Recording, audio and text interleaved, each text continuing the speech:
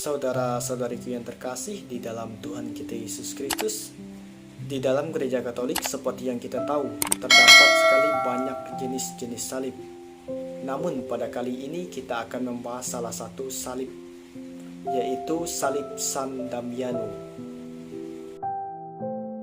Arti dari salib San Damiano. Salib San Damiano dipercaya dilukis oleh seniman asal Umbria pada abad ke-12. Dari lukisan tersebut nampak pengaruh Syria yang kuat, dan memang berdasarkan sejarah telah kita ketahui bahwa pernah ada biara-biara Syria di wilayah Umbria. Ikon itu dilukis di atas kayu kenari yang kulitnya sudah diberi perekat. Tingginya kira-kira 150 cm, lebar 120 cm, dan tebal 12 cm. Nampaknya salib ini memang dibuat agar bisa digantung di atas altar gereja San Damiano, karena sakramen Maha Kudus pada masa itu tidak disimpan di gereja-gereja non-paroki, apalagi jika gereja itu sudah ditinggalkan dan rusak parah seperti halnya gereja San Damiano saat itu. Setelah Fransiskus Assisi wafat di tahun 1257, para suster Claris meninggalkan San Damiano dan pindah ke gereja San Giorgio dan membawa serta salib itu. Mereka dengan cermat memelihara salib itu selama 700 tahun sebelum akhirnya dipertunjukkan untuk publik. Gambar Kristus. Figur utama dari ikon tersebut adalah Kristus, tidak hanya karena ukurannya yang cukup besar, namun karena Kristus merupakan figur cahaya yang mendominasi keseluruhan ikon dan yang memberi cahaya bagi figur-figur lainnya di situ.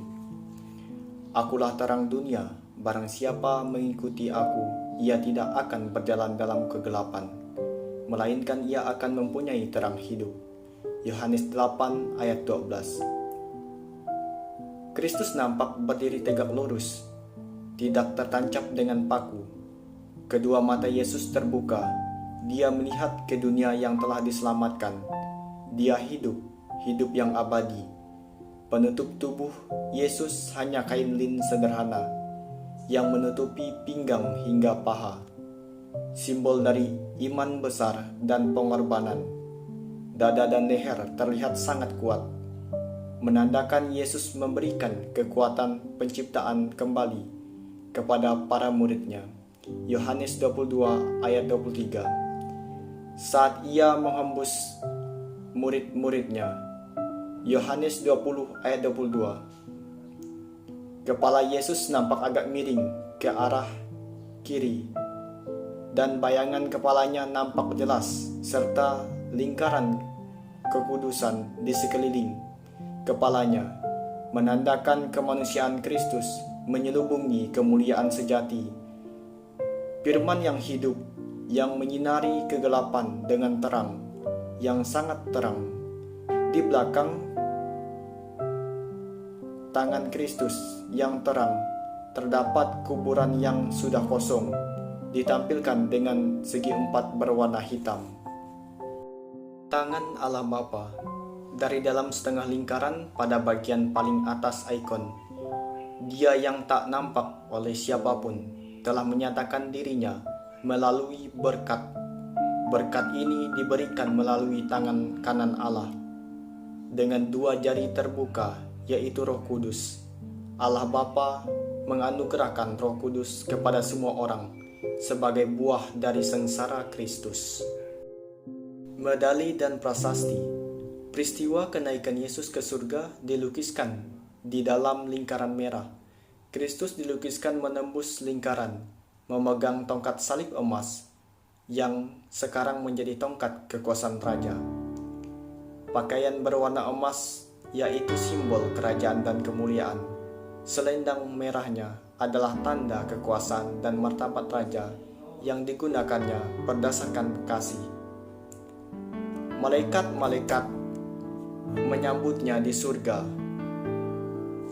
YHWH adalah kata pertama dari 3 kata nama Yesus.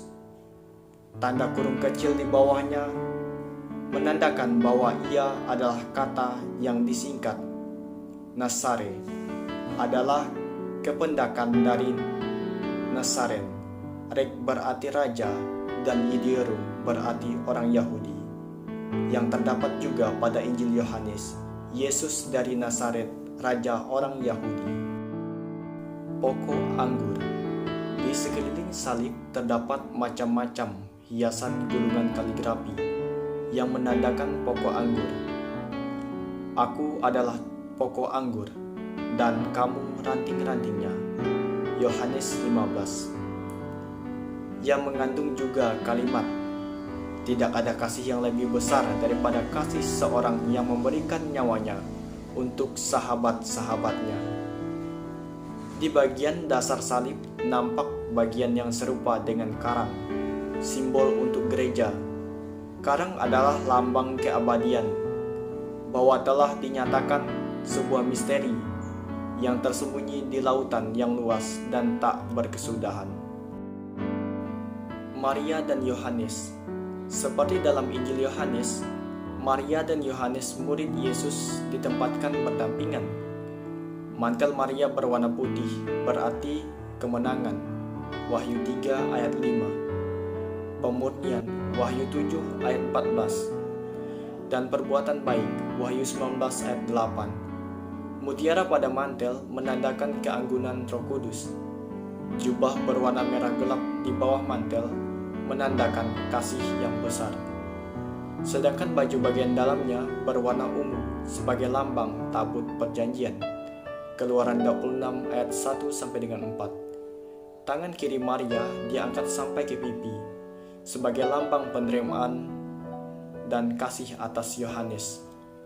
Dan tangan kanannya tertunjuk ke arah Yohanes, sementara matanya memancarkan penerimaan atas kata-kata Kristus. Ibu, inilah anakmu. Yohanes 19 ayat 26. Darah menetes ke arah Yohanes. Pada saat ini, mantel Yohanes berwarna merah jambu yang menandakan kebijakan abadi, sementara jubah dalamnya berwarna putih, lambang kemurnian. Posisinya berada antara Yesus dan Maria. Ia menatap Maria, anak, inilah ibumu. Namun tangannya menunjuk ke arah Kristus. Maria Magdalena, Maria Kleopas, kepala pasukan dari Kapernaum. Maria Magdalena yang ditempatkan di sebelah Kristus menandakan bahwa ia memiliki peran khusus. Tangannya yang diletakkan pada pipinya menandakan rahasia yang diungkapkan. Ia telah bangkit.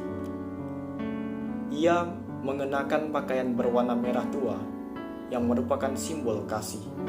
Mantelnya yang berwarna biru semakin menekankan arti kasih tersebut. Maria Kleopas. Beberapa sumber mengatakan bahwa Maria Kleopas adalah ibu dari Yakobus. Ia mengenakan pakaian berwarna coklat tanah sebagai simbol kerendahan hati, dan mantelnya yang berwarna hijau muda menandakan harapan.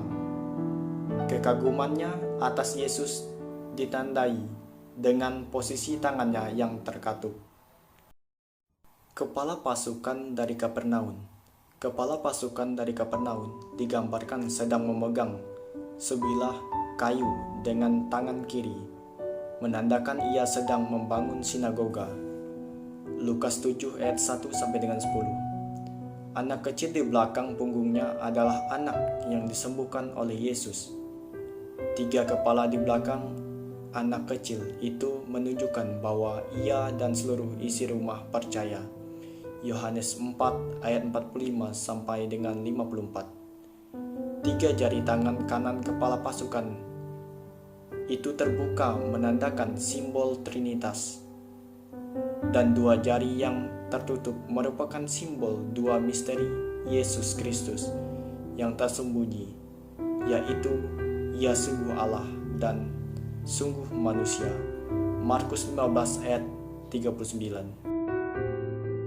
figur-figur lain yang berukuran kecil. Longinus, prajurit Romawi yang menusuki lambung Yesus dengan sebilah tombak. Stefanus, berdasarkan tradisi, nama Stefanus diberikan kepada serdadu yang mencucurkan bunga karang yang telah dicelupkan dalam anggur asam pada sebatang hisop, lalu menjulurkannya ke mulut Yesus sewaktu Yesus berkata, "Aku haus." Yohanes 19 ayat 28 sampai dengan 30. Orang-orang kudus tak dikenal. Di bagian bawah ikon terdapat 6 orang kudus yang tak diketahui namanya, yang dianggap sebagai representasi para santo pelindung gereja-gereja yang ada di kota Asisi, yaitu Santo Damianus, Rupinus, Santo Mikael, Santo Yohanes Pembaptis. Di bagian ini terdapat kerusakan gambar yang cukup parah, sehingga cukup sulit mengidentifikasinya. Malaikat-malaikat.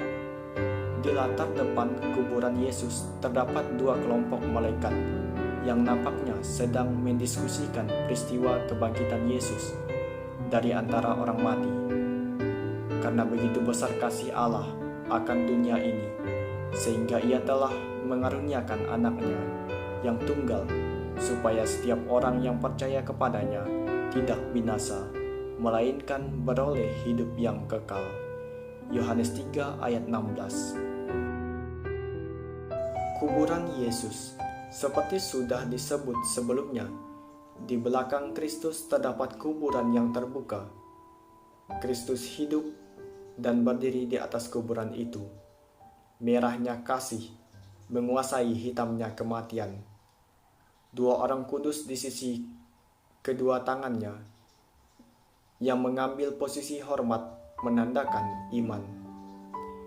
Apakah 2 orang kudus itu Petrus dan Yohanes? Yohanes 20 ayat 3-9 mungkin saja. Ayam jantan. Pertama-tama, ayam jantan yang ada di ikon ini mengingatkan kita akan Petrus yang menyangkal Yesus sebanyak 3 kali. Kedua ayam jantan ini juga melambangkan kebangkitan Kristus dalam terang sejati. Namun perintah baru juga yang kutuliskan kepada kamu telah ternyata benar di dalam Dia dan di dalam kamu, sebab kegelapan sedang lenyap dan terang yang benar telah bercahaya. 1 Yohanes bab 2 ayat 8. Tetapi kamu yang takut akan namaku, bagimu akan terbit surya kebenaran dengan kesembuhan pada sayapnya. Malaiki 4 ayat 2. Saudara-saudariku yang terkasih dalam Tuhan kita Yesus Kristus, sekian katekisah singkat tentang salib Sang Damiano. Semoga bermanfaat bagi kita. Tuhan memberkati.